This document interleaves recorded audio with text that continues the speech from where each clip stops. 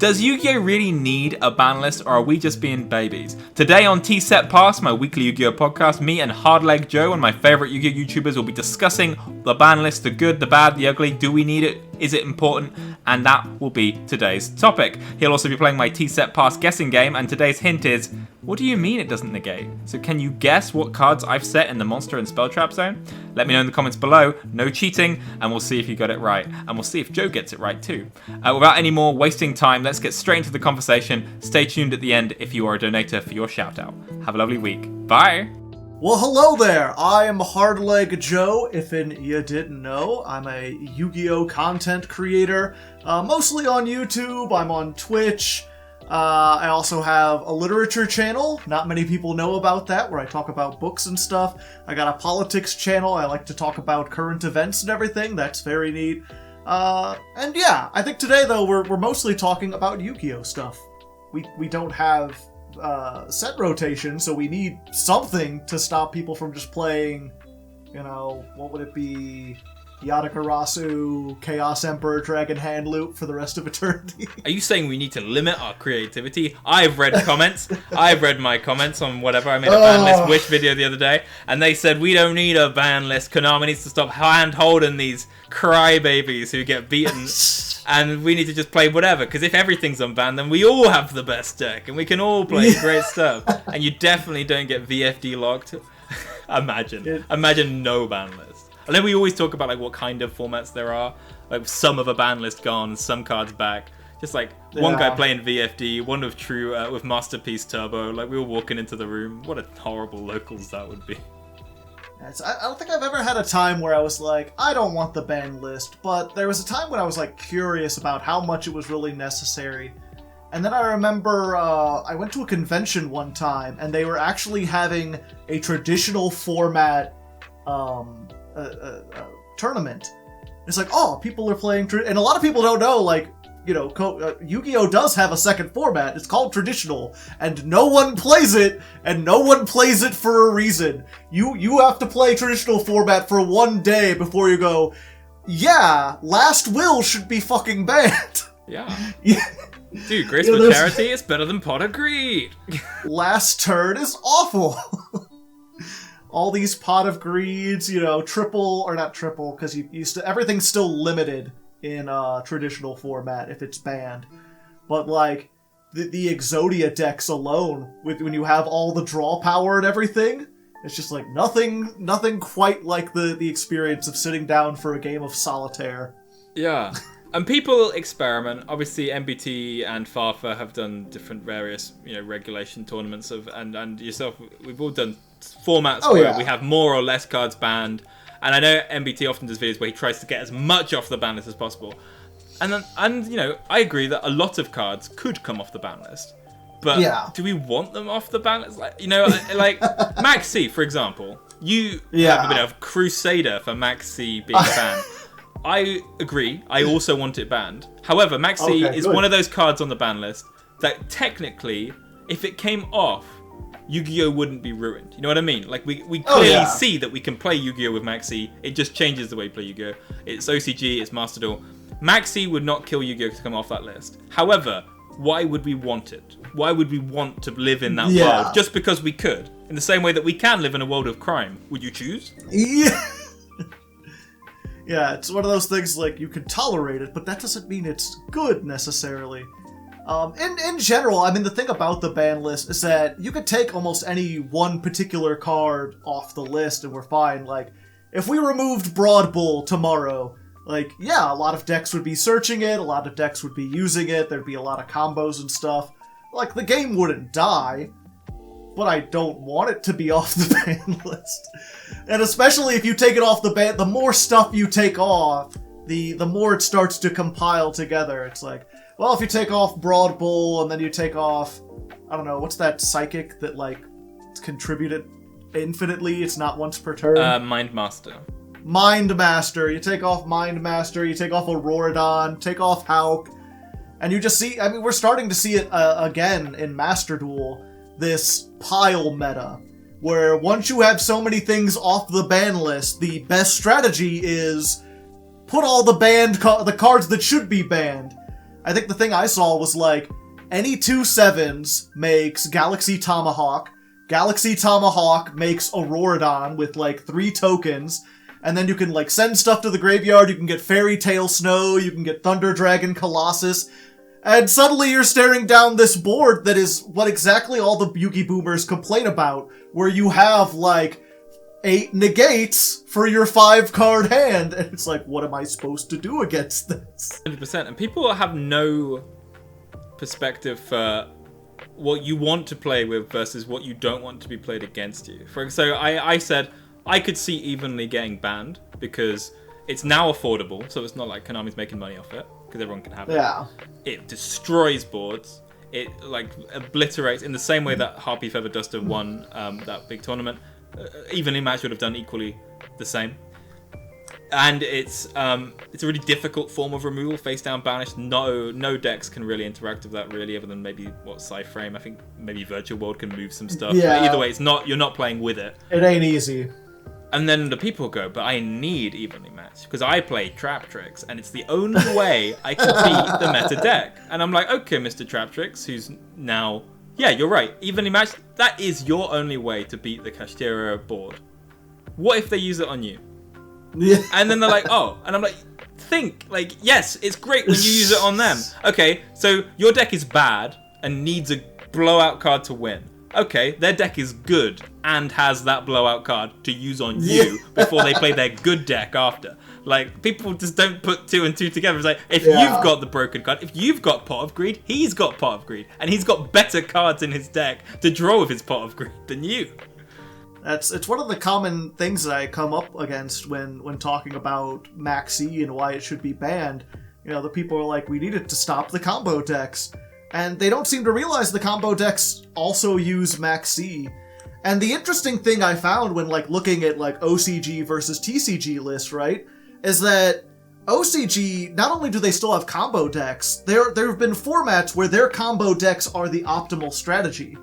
And the reason why they don't work in the TCG is because if they lose the coin toss, they're dead. If this combo deck only gets 6 cards and they have to play into a field with like more than 1 negate, they can't do their combo. But if they have Maxx and they can draw like, even if you end early, if you give them like 3 more cards, you know, you want to make 1 Ixie, which draws 3, it's like, well, now they can combo through who knows how much disruption, and you have limited disruption, so it's like, it gives them a better chance losing the coin toss, and it makes people more likely to be like, okay, I'm going to play the big combo deck, because I'm automatically going to have the strongest go second card in the game. And people are like, well, just don't special summon. But as a quick play card, you can chain it to something that's already started. You can chain it to the emergency teleport that's about to bring something out of the deck. So it's at least an upstart. So let's say they summon one thing. They're now under Maxx. They know you're going to draw. They can't just end on 1 extender. That's just throwing the game away. So they're going to have to summon at least once more. So that's at least, you've got a Pot of Greed's worth of value out of that Maxx already. And then they will probably use the 2 things that they've summoned to make 1 kind of extra deck monster to keep them a bit safe. So throwing something in defense. That's 3 cards drawn. Almost every Maxx. 2-ish minimum. So that's Graceful Charity without the discard. Almost on a minimum playing into Maxx turn. That's insane. Yeah.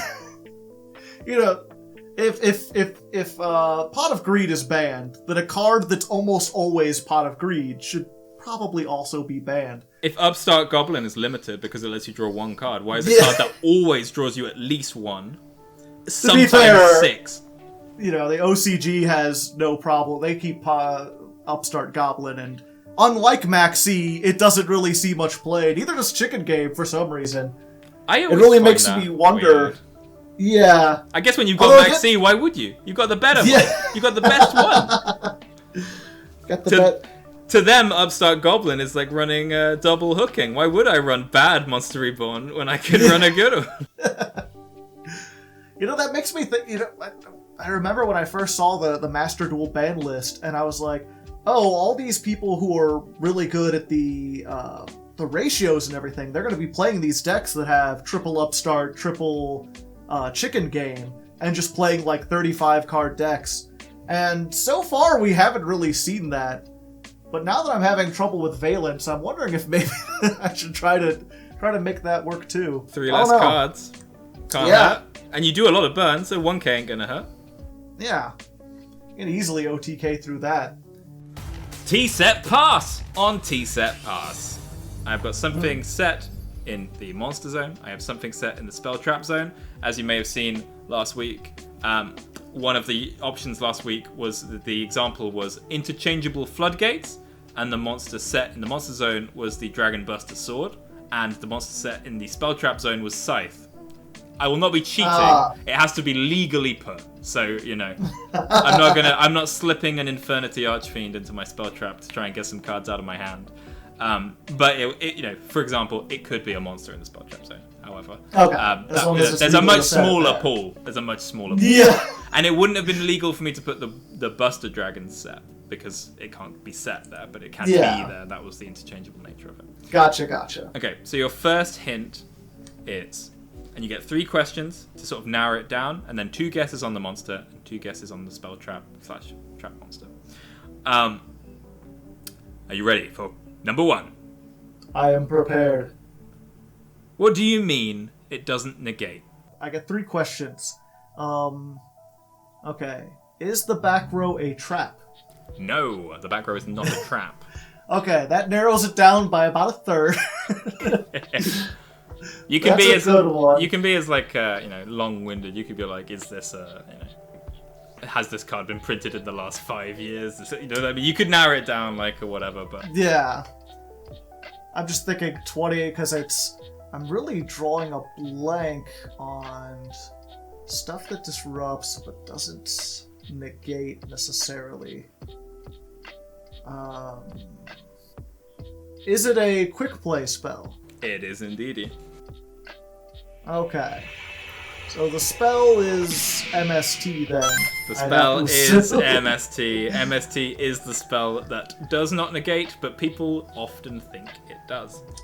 Yeah. At least I haven't heard that meme. That's an old meme, but I guess it checks out. It's an old one. To be fair, it's sad. I'm almost sad that the memes are gone, because Cosmic Cyclone has sort of replaced MST in the heart of everyone, really. And it's sad that people can't be wrong about MST anymore. What kind of world do we live in where people can't be incorrect about a children's card game? It's just weird because I don't hear a lot of that from newer players where they're like a Cosmic Cyclone, but it didn't negate the effect. That's a point. They seem to get it. I guess the Sims are holding their hands there because they're like, I guess it doesn't negate. The Sim says. Yeah. It isn't me going. Actually, it doesn't negate. Please, Judge. It's one of those things that in retrospect it seems obvious. If you destroy Raigeki, it doesn't stop it from being Raigeki. It's still not there activated. Anymore. But it's gone. Yeah. It's gone. It's I gone. killed it. But I remember being new and just being like, yeah, those 2 words mean the same thing, right? If my house has been destroyed and my house has been negated, either way it's gone. Either way, I have no home. Either way, I'm homeless. Okay, so for the monster. Is the monster level 4? No. I really have no idea. I'm just gonna say Spirit Reaper. It is something ghoulish and ghostly. But it's not Spirit Reaper. I've given you a hint. You get 2 guesses for the monster. So go, you're allowed to guess again. I was about to reveal it. Let's give you one more shot. Now that you said ghoulish, all I can think of is ghost tricks. They do interrupt, but I don't know if anyone could mistake them for a negate effect. No. The only one I could think of is maybe the ghost one, although that doesn't make sense at all. I really have no idea. Sengen? I'll say Sengen just to get Sadly not. It's Ghost Ogre, because it negates it does not negate, but you would be, back when this was an early hand trap, people would be throwing it down to try and stop people from doing anything, and be sadly disappointed the fact that it does not negate in any way. It just destroys. Gotcha. Oh yeah, I was just gonna say about the mindset of the player base. It's interesting sometimes where this is the best deck, and then especially in historical formats, they go back and they're like, why wasn't anyone playing Solemn Judgment in this format? Like, no topping deck lists have it, and it's, it wins the game. And I think we might be going through something like that in Master Duel as well, where it's just like, the format moves so quickly with new card releases and new ban list every single month, that just no one's really taken the time to really settle down and come up with, like, what's the best optimal strategy. They figured out Maxx works. I remember even Joshua Smith, I think the big player, I assume you're familiar with him. Yeah, he had a video when Master Duel first released where he's like, Maxx, it's not all that great. I often get sent that video because they're like, well, this pro player says this, and I talked to Joshua, and he's like, oh yeah, that was wrong. That was what I thought the first couple months. And you look at him now, and every deck, he's like, before you make a deck, the first thing you have to ask yourself is how well can it play across Maxx, because no matter what the format is, no matter what you're dealing with, that is the one card you'll have to encounter. Yeah, 100%. And that's why he did so well, because he played decks that didn't lose to Maxx at Worlds, and it showed. And the fact that you have to, and people are like, oh, just play around Maxx, or be careful of it. It's there, but why should I have to worry about one card? There's already so many cards that you have to worry about. Like Kashtira Arise Heart in the TCG. That card is horrible. You have to be aware of that card when you're playing Yu-Gi-Oh! You go to locals, you go to regionals, you will see an Arise Heart. However, once the game begins and they summon Valiants, they aren't making a Arise Heart, and you can forget about it for a bit until the next game. Maxx, that's every deck. Every single deck. And it's not just the combo decks or the control decks. Why wouldn't you play it if it's legal? I agree, like, first few months of Master Duel, it was fun playing with Maxx. How long has it been since it got, 2016 it got banned or something like that? It's been a while. It was fun. Got to play a different It was a nice thing. Well, that's another thing that I often get accused of. People are like, oh, you always complain about everything. There's, Yu-Gi-Oh! Players are never happy. If it wasn't Maxx, it'd be something else. And it would be, but the Maxx needs going first. Well, somewhat, but I mean, when you look at my history with this game, where I've been, playing on YouTube for 7 years, and I think there's, like, 2 cards that I've ever been so riled up against that I'm like, why isn't this banned? This needs to be banned. And the other one was, like, Constellar Ptolemaeus, where any 4 cards make Cyber Dragon Infinity. But the big thing that I've realized about the ban list is, like, no matter how broken something is, no matter how frustrating it is, it's going to be banned eventually. Like, Arise Heart is not long for this world. So you can always take solace, like, a year from now, we'll look back and be like, remember those 6 months of Arise Heart? That was annoying. But now we have to deal with, I don't know, the new Plunder Patrol link that's broken, or whatever they come up with next. Magispector, massive black hole that just sucks both players' hands into the face-down banish on some magic terrible thing. Yeah, but with Maxx, the reason I go on so long about it is because it's been almost 2 years now. Like, I'm tired of it. We shouldn't have to deal with the same threat for that long, because then the game just gets stale. It feels like all you're doing is playing against that. Or give us a format where we cannot. You know what I mean? If they want it, if they are like, we want this in the format, it's fundamentally part of the format, give me the TCG list. Give me the OCG list. Give me, like, the proper list so I can pick what kind of Yu-Gi-Oh! I want to play. Because I want to play Yu-Gi-Oh! Officially. I want to play it the way that Konami want to play it. And it's sad that if I wanted to do online testing, it would not be the best place to do TCG testing or even OCG testing if I was not in England. Like, it's sad that we just can't play proper Yu-Gi-Oh! On Master Duel, and it's different. I did think about it differently. It's like, I think people may be less frustrated with Maxx because you don't have to play a best of 3. Now, I was thinking about this. That why are people less frustrated losing to Maxx? I mean, it's because you do one game and you move on. They don't have to sit through game 2 Maxx. They don't have to sit through game 3 Maxx in the same opponent where you're like, again? Because at least if it's a different player, you're like, oh, he drew it, If it's the same player drawing it 3 times against you, you're like, oh. Yeah. Well, you can also, the thing is that you can, in a best of 3, like in the OCG, I feel like you could play around it a little bit more. The fact that they have a best of 3, like, you don't see Maxx in main decks as much. And I think that's because that they're aware that a deck like Tier Limit, for example, doesn't have its turn completely shut off by Maxi. It's not necessarily optimal.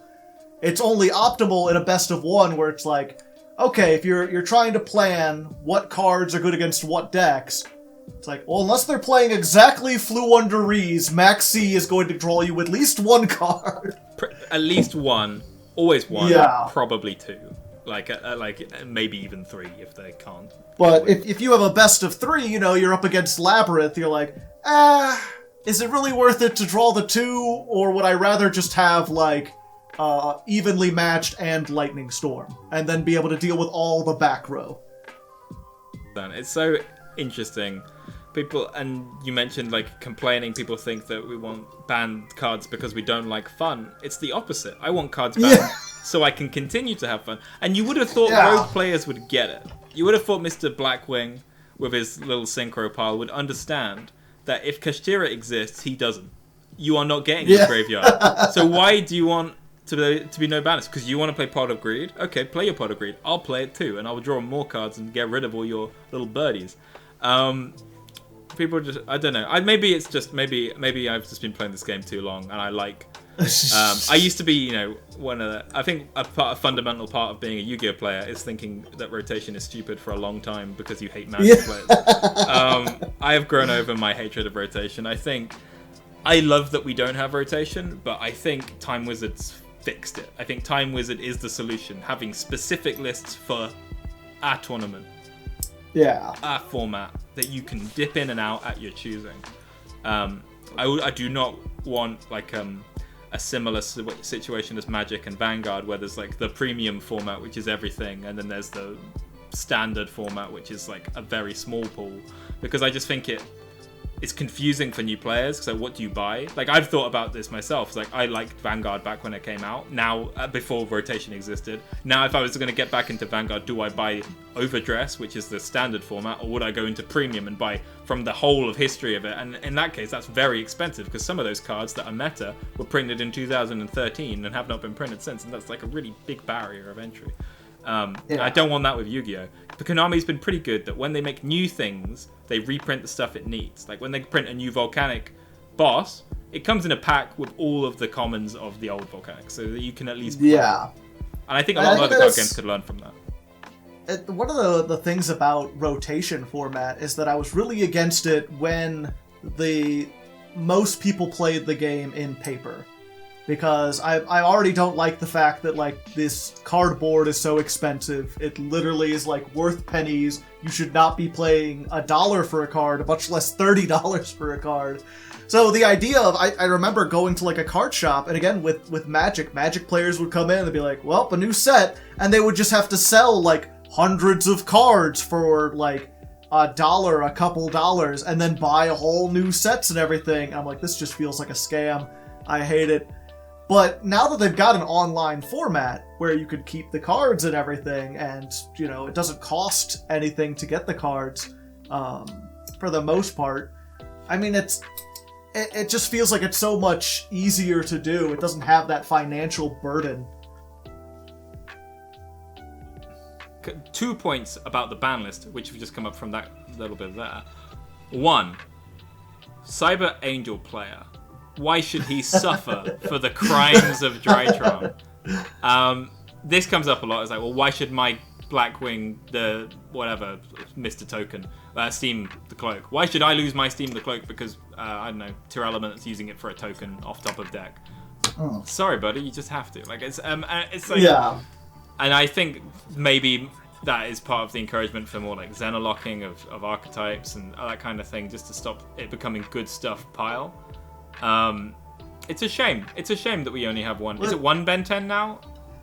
I forget. It depends on which. I know it's banned somewhere. If it's back, I've forgotten. But it was on 1 at one point, I think, in TCG. Yeah. Eva's banned still. Ben 10's limited, I think.